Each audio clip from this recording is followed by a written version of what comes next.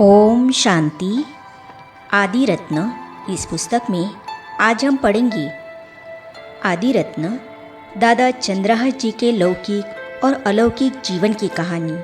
तो चलिए आज हम इसे पढ़ते हैं। आपका लौकिक नाम माधव था। चंद्रहास नाम प्यारे बाबा ने रखा। बाबा लाड प्यार से चंद्रहास बाबूजी कहे बुलाते थे। साकार मुरलियों की टेप रिकॉर्डिंग में आपकी आवाज़ बाप दादा से भी पहले सुनाई देती है। आपको ज्ञान रत्नों को जमा करने का विशेष शौक रहा। आप यज्ञ के आरंभ से ही बहुत छोटी आयु में लौकिक के अनेक सितम सहनकर बंधनों को पार कर बाबा के पास आए, समर्पित हुए। सृष्टि चक्र का चित्र बनाने में आपका विशेष योगदान रहा। ईश्वरीय सेवाओं के प्रारंभ में आपने मुंबई में सेवाएं दी और बेगरी पार्ट में विशेष मददगार बने। आपको बाबा ने यज्ञ भवन निर्माण के निमित्त भी बनाया और आपने इस सेवा से बहुतों को सुख दिया। आप बहुत ही निर्माण चेत, कम खर्च बालानशीन, बाप दादा के साथ सर्व संबंधों से सदा लवलीन, सबको आगे बढ़ाने वाले तथा मिलनसार स्वभाव के थे। आप 27 दिसंबर 2009 को अपना पुराना शरीर छोड़ अव्यक्त वतनवासी बन गए। मेरा बचपन। मुझ आत्मा का परम सौभाग्य है जो मेरा जन्म उसी हैदराबाद सिंध में हुआ जहाँ शिव बाबा के भाग्यशाली रथ ब्रह्मा बाबा का हुआ और ऐसे परिवार में हुआ जिनका संबंध ब्रह्मा बाबा, जगदम्बा सरस्वती, दीदी मनमोहिनी तथा दादी प्रकाशमणि जी के परिवार से बहुत निकट का था। इसीलिए छोटेपन से उन्हों के पास बड़े त्योहारों पर आना जाना, खेलकूद करना होता रहता था। मेरा लौकिक नाम माधव था। बचपन में देखे दुख। लौकिक फादर जापान, कोबे तथा योकोहामा में बिजनेस करते थे। अचानक ड्रामा ने पलटा खाया। कोबे शहर में भयंकर भूकंप हुआ। उसमें मेरे लौकिक पिता का देहावसान हो गया। उस समय मेरी आयु लगभग 6 मास की रही होगी। इसके बाद आर्थिक कठिनाई होने लगी। दुकान आदि भी बेचनी पड़ी। इस दुख के कारण मेरी लौकिक माँ भी चल बसी। तब मैं केवल 6 वर्ष का था। तब मेरी लौकिक मौसी, जो बड़े धनी परिवार में ब्याही थी, उसने हम दोनों भाइयों को अपने पास बुला लिया। अर्थात बड़ी बहनों की शादी हो गई थी। मेरी लौकिक मौसी जेटी चेन्नई फर्म के मालिक भाई हसाराम से ब्याही थी। उनका बहुत बड़ा मकान था जिसमें मेरी मौसी के साथ उनके 3 मातेले बच्चे परिवारों सहित रहते थे। बड़ा बच्चा किसी दुर्घटना में गुजर गया था। उनके 2 बच्चे और 2 बच्चियाँ अर्थात बड़ी दीदी मनमोहिनी तथा शीलिंद्रा माँ क्वीन मदर के साथ रहते थे तथा दूसरा बच्चा मूलचंद अपने परिवार लीलावती तथा हरदेवी ब्रज शांता के साथ रहता था। तीसरा बच्चा भोजराज भी अपने बच्चों सहित रहता था। फिर एक दिन और दुख का झटका आया। मेरी लौकिक मौसी का देहांत हो गया और हम दोनों भाइयों को मौसी का घर छोड़ अपनी नानी जी के पास आना पड़ा। हमारी नानी का घर खातूबद गली में था जहाँ सब कृपलानी परिवार रहते थे। हमारी नानी मामी जी भी कृपलानी थे। बाबा का मकान भी हमारे पड़ोस में ही था। ओम मंडली का आरंभ। जब बाबा ने कलकत्ते से आकर एक छोटे से पुराने मकान में सत्संग चालू किया तो मेरी नानी ने कहा, दादाजी बहुत अच्छा सत्संग करते हैं जो सुनने वालों को भगवान के दर्शन हो जाते हैं। तो मैं भी खुशी से नानी जी के साथ सत्संग में पहुंच गया। वहाँ क्या देखा कि बाबा गीता उठाकर इसके 1-2 श्लोक पढ़ते, फिर ज्ञान देना अर्थ समझाना आरंभ करती और अंत में ओम की ध्वनि लगाती। ओम की ध्वनि लगाते ही बहुत माताएं आदि ध्यान में चली जाती। कोई बाबा का हाथ पकड़कर नाचने लगती, कोई चिल्लाती, सखियों कृष्ण आया है इत्यादि। ये सब देख मैं चकित रह जाता कि इन सब को कैसे बिगर कोई साधना के श्री कृष्ण के साक्षात्कार होते हैं। यह बात सारे शहर में फैल गई।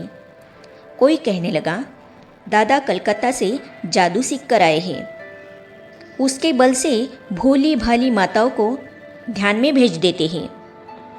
खैर, मेरी समझ में कुछ नहीं आया, इसीलिए मैंने कुछ दिन जाना छोड़ दिया।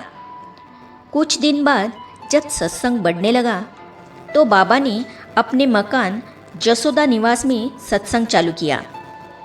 वहाँ बाबा ने ज्ञान के साथ पवित्र जीवन, पवित्र खान पान तथा दैवी गुणों पर ज्ञान देना आरंभ किया। बाबा की वाणी में इतनी शक्ति तथा आकर्षण था जो सुनने वाले फौरन उस पर अमल करने लगे। यह सुन देख मैं भी रोज जाने लगा। हमारे सभी रिश्तेदार भी जाने लगे और सभी के जीवन में एकदम से परिवर्तन आने लगा। मेरे को भी ऐसे पवित्र स्वच्छ जीवन का बहुत आनंद अनुभव होने लगा। शहर में भी बहुतों पर बहुत अच्छा प्रभाव पड़ा। पवित्रता पर झगड़ा। जब दादी प्रकाशमणि जी की बड़ी बहन सती का पति विदेश से आया तो उनका पत्नी के साथ पवित्रता पर झगड़ा आरंभ हुआ। उससे शहर में हंगामा आरंभ हो गया कि जो ओम मंडली में जाएगी उसके पति को विष नहीं मिलेगा।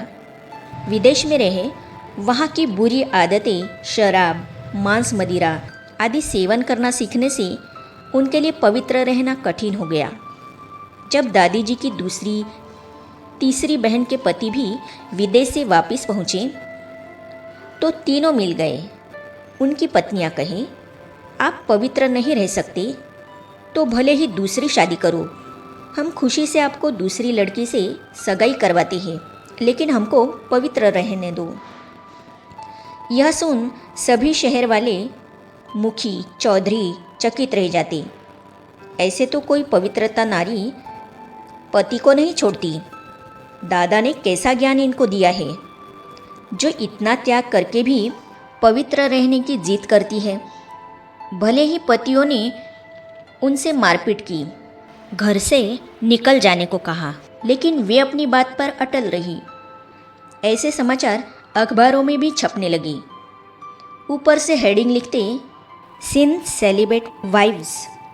इस रीति से यह हंगामा बढ़ता गया। इसमें बहुत सारे जवान लड़के भी मिल गए। एक दिन शाम को जब बाबा का सत्संग चल रहा था तो 100-150 लड़कों ने इकट्ठे होकर ओम मंडली के बाहर हंगामा करना आरंभ कर दिया। तब 2-3 भाई सत्संग से उठ बाहर निकल पुलिस में गए। पुलिस ने आकर उनको हटाया। तब सत्संग के सभी भाई बहनें अपने अपने घर गए। उन्होंने तो ओम मंडली को आग भी लगाने की कोशिश की, जिस पर बाबा लाखा भवन को आग लगाने का मिसाल देते हैं, लेकिन उसको फौरन बुझा दिया गया। ये सब मेरे आंखों देखे दृश्य है।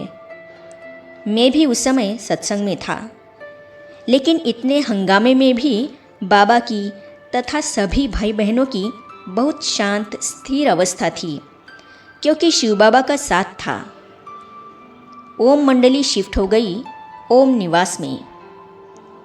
ऐसे हंगामे देख बाबा ने ओम मंडली को, जो कि शहर के बीच में थी, वहाँ से शिफ्ट कर ओम निवास में, जो बाबा ने शहर के एक किनारे में बनवाया था, वहाँ प्रारंभ किया।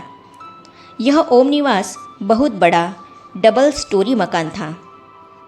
वहाँ बाबा ने सत्संग में आने वाले परिवारों के बच्चों के लिए बोर्डिंग बनवाया था, जहाँ बच्चों की ज्ञान की, पवित्र सात्विक जीवन की तथा स्थूल पढ़ाई भी होने लगी। बच्चों की संभाल तथा शिक्षा के लिए बाबा ने 5 दादियाँ, दादी जी, दादी चंद्रमणि, दादी मिट्ठू, दादी कला और दादी शांतामणि को रखा। इनके ऊपर मम्मा थी। अब तो बाबा ने वह सत्संग आरंभ किया। हम घरों में रहने वाले टाइम पर सत्संग में आते थे।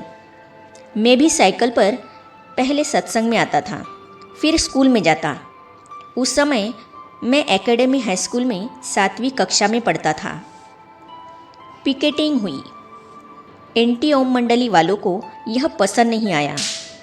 उनको तो सत्संग बंद कराना था। उन्होंने प्रोग्राम बनाया ओम निवास के बाहर पिकेटिंग करने का। हम शक्ति सेना को भी बाबा ने ऐलान किया और सभी पिकेटिंग में आकर बाहर खड़े हो गए। ओम निवास में रहने वाले बच्चे बच्चियाँ तथा घरों में रहने वाली माताएं भी आ गई। आखिर अपने ही बच्चों को कहाँ तक भूखा प्यासा खड़ा रखते। उनको हारना ही पड़ा। 1-2 दिन यह धर्म युद्ध चला। आखिर कलेक्टर को हस्तक्षेप करना पड़ा।